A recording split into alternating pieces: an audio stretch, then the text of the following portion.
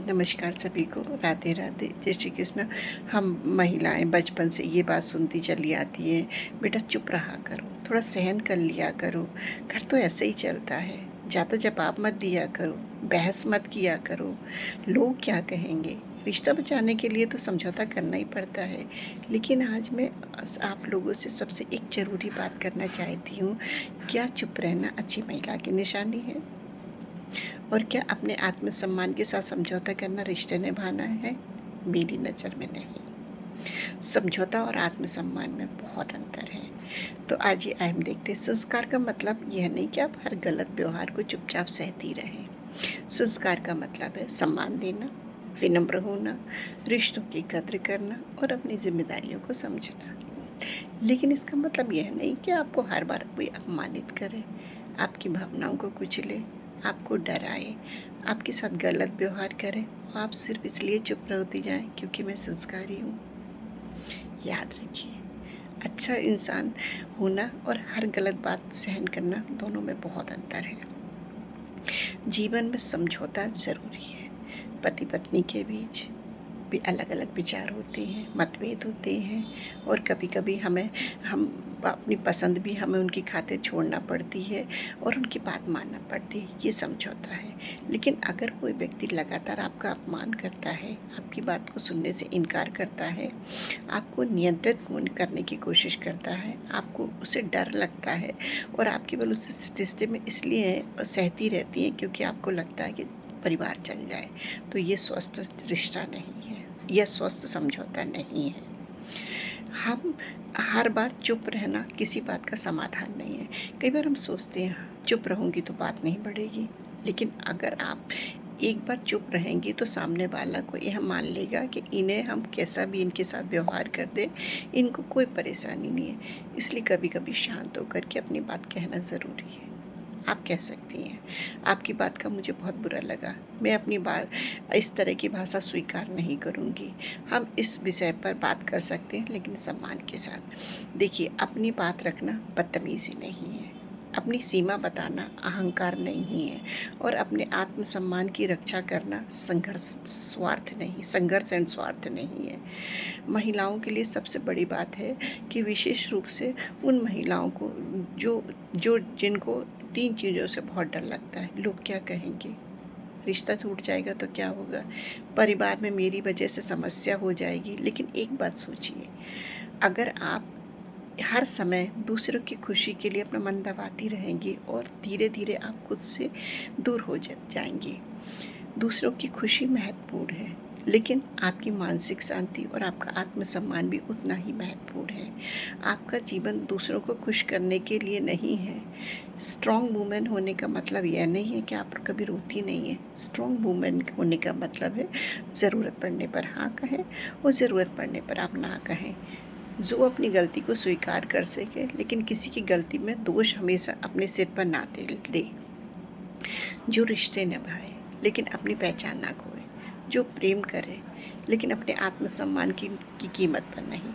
सबसे महत्वपूर्ण बात है, जो गलत को गलत कहने का साहस रखे।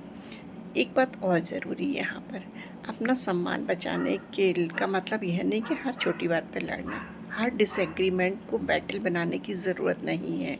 कभी कभी इग्नोर करना समझदारी है, कभी शांत रहना मैच्योरिटी है और कभी दृढ़ होकर अपनी बात रखना ज़रूरी है। इसलिए खुद से पूछिए, क्या यह बात मेरे लिए महत्वपूर्ण है तो मुझे बोलना चाहिए? अगर हाँ तो सम्मानपूर्वक बोलिए, अगर नहीं तो छोड़िए। यानी हर बात सहनी नहीं है और हर बात पर लड़ना भी नहीं है। दोनों के बीच में संतुलन बनाना है। कई बार देखा होगा कि महिलाएं हर बात को चुपचाप सहती रहती हैं।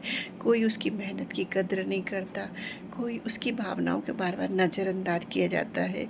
लेकिन मैं हर बार यही सोचती है, घर की शांति के लिए मुझे चुप रहना होगा। सालों तक वह चुप रहती है। धीरे धीरे उसके अंदर नाराज़गी, दुख, फ्रस्ट्रेशन जमा होने लगता है। अगर एक दिन शांत होकर के कहती है कि मैं रिश्ता तोड़ना नहीं चाहती, लेकिन मैं ये भी चाहती कि मेरी भावनाओं और मेरी सम्मान की कद्र किए जाए, तो ये लड़ाई नहीं है। एक हेल्दी कम्युनिकेशन में रिश्ते तभी मजबूत होते हैं जब दोनों की भावनाओं की कद्र की जाए। एक हेल्दी रिलेशनशिप में बाउंड्रीज़ बहुत ज़रूरी है। बाउंड्रीज़ का मतलब दीवार खड़ी करना नहीं, बाउंड्रीज़ का मतलब है मेरे साथ किस तरह का व्यवहार स्वीकार है और किस तरह का नहीं है। मैं आपकी बात सुनूँगी, लेकिन आपकी गाली-गलौज और बदतमीज़ी सहन नहीं करूँगी। मैं हम असहमत हो सकते हैं, लेकिन एक-दूसरे के अपमान नहीं करेंगे। मैं आपकी मदद करूँगी, लेकिन अपनी क्षमता से ज़्यादा ज़िम्मेदारी नहीं ले सकती। ये बाउंड्रीज़ है, और बाउंड्रीज़ रिश्ते तोड़ने के लिए नहीं, रिश्तों में सम्मान बनाए रखने के लिए होती है। तो अगर आपको लगता है कि आप बहुत समय से किसी ऐसी परिस्थिति में को सह रही हैं जो आपको अंदर से तोड़ रही है, तो खुद को दोष मत दीजिए। पहले अपनी स्थिति को समझिए, किसी भरोसेमंद व्यक्ति से बात कीजिए, ज़रूरत हो तो प्रोफेशनल एक्सपर्ट से बात कीजिए। और अगर स्थिति में हिंसा, धमकी या आपकी सुरक्षा या खतरा शामिल है, तो अपनी सेफ्टी को सबसे पहले प्रायोरिटी दीजिए। भरोसेमंद या स्थानीय सहायता केंद्र से मदद लीजिए। मदद मांगना कमजोरी नहीं है।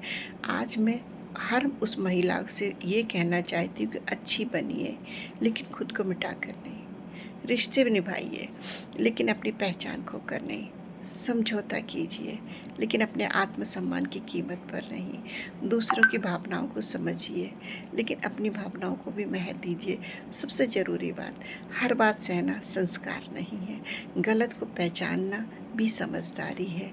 अपनी सीमा तय करना भी संस्कार है, और अपने आत्मसम्मान की रक्षा करना भी संस्कार है। क्योंकि जिस व्यक्ति के अंदर आत्मसम्मान होता है, वह दूसरों का भी सम्मान ज़्यादा स्वस्थ तरीके से करता है। तो आज छोटा सा संकल्प लें, मैं हर बात पर प्रतिक्रिया नहीं दूंगी, लेकिन गलत को भी सामान्य रूप से नहीं लूँगी। मैं रिश्ते निभाऊंगी, लेकिन खुद को खोकर नहीं। मैं प्रेम करूंगी, सम्मान दूंगी, और अपने सम्मान की रक्षा भी करूंगी। याद रखिए, आपका शांत होना आपकी कमज़ोरी नहीं है, लेकिन ज़रूरत पड़ने पर अपनी आवाज़ उठाना भी गलत नहीं है। खुद को सम्मान दीजिए, क्योंकि आपकी ज़िंदगी भी उतनी ही इम्पोर्टेंट है जितनी आपके परिवार के दूसरे लोगों की भी ज़िंदगी है। इसलिए संस्कार, चुप रहना संस्कार नहीं है। अपने आत्मसम्मान की रक्षा करना संस्कार है। धन्यवाद सभी को। हर हर महादेव। जय श्री सीताराम, जय श्री हनुमान। सभी महिलाओं को रक्षाबंधन की सभी महिलाओं को रक्षाबंधन की ढेर सारी शुभकामनाएं। आप अपने परिवार के साथ मिलजुल कर, भाई बहन के साथ मिलजुल कर के रक्षाबंधन अच्छी तरह से मनाएं। ईश्वर से प्रार्थना है कि आपका जीवन स्वर्ग बने, आपका सुखमय जीवन बने, और आपका परिवार खुशहाल रहे। धन्यवाद वीडियो देखने के लिए।